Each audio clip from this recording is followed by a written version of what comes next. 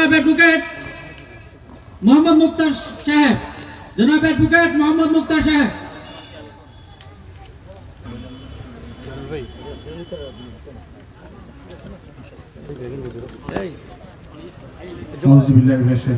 হযরত গরিবে নওয়াজ স্মৃতি সংসদ কর্তৃক আয়োজিত পবিত্র ঈদ মিলাদুন নবী সাল্লাল্লাহু আলাইহি ওয়াসাল্লাম ও খাজা মঈনুদ্দিন চিশতি আজমিরি সেঞ্জারি রাদিয়াল্লাহু তাআলা আনহুর বার্ষিক উরুস শরীফ এবং অত্র এলাকার সকল মরহুমাদের ইসালে সওয়াবের উদ্দেশ্যে উদযাপন উপলক্ষে আজিমুস শাহ সুন্নি সম্মেলন 2025-এর সম্মানিত সভাপতি, সম্মানিত উদ্বোধক, সম্মানিত বিশেষ অতিথিবৃন্দ, প্রধান বক্তা, আলোচকবৃন্দ এবং অত্র এলাকার মুরব্বীরা, নওজোয়ান ভাইয়েরা, আসসালামু আলাইকুম ওয়া রাহমাতুল্লাহি ওয়া বারাকাতুহু। আমাকে আপনাদের কাছে শুভেচ্ছা বিনিময় করার জন্য বলা হয়েছে। আসলে মাহফিলে এসেছি আপনাদের কাছে পরিচিত হওয়ার জন্য, ভোট চাইতে আসিনি।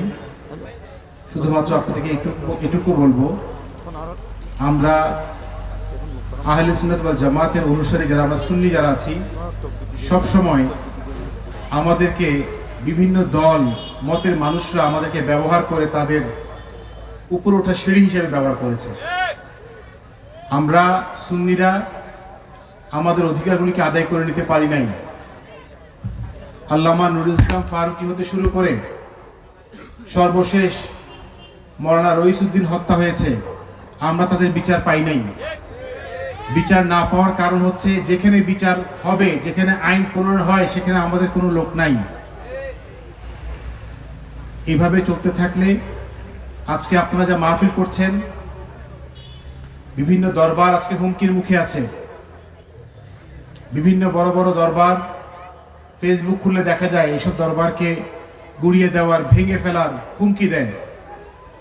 এই দেশে ইসলাম এনেছে, এই দেশে ইসলাম প্রচার করেছে আউলিয়া একরামের মাধ্যমে। এই আউলিয়া একরামকে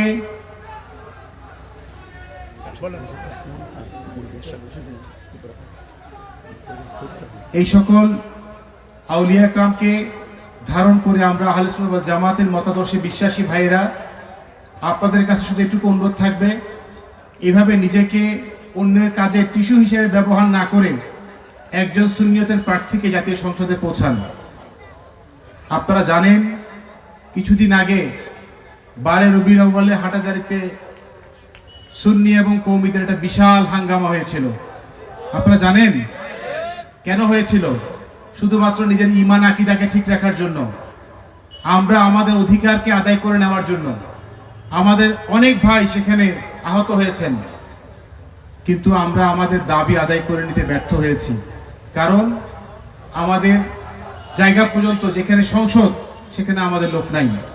আমি আপনাদের কাছে অনুরোধ করব, অন্তত একবার হলেও সুন্নিয়তের প্রার্থীকে জাতীয় সংসদে পৌঁছানোর ব্যবস্থা করে দিন। ইনশাআল্লাহ আমরা আমাদের সকল শহীদ ভাইদের বদলা নিব ইনশাআল্লাহ। আপনাদের সবাইকে পাবো তো? সবাইকে ধন্যবাদ জানাচ্ছি।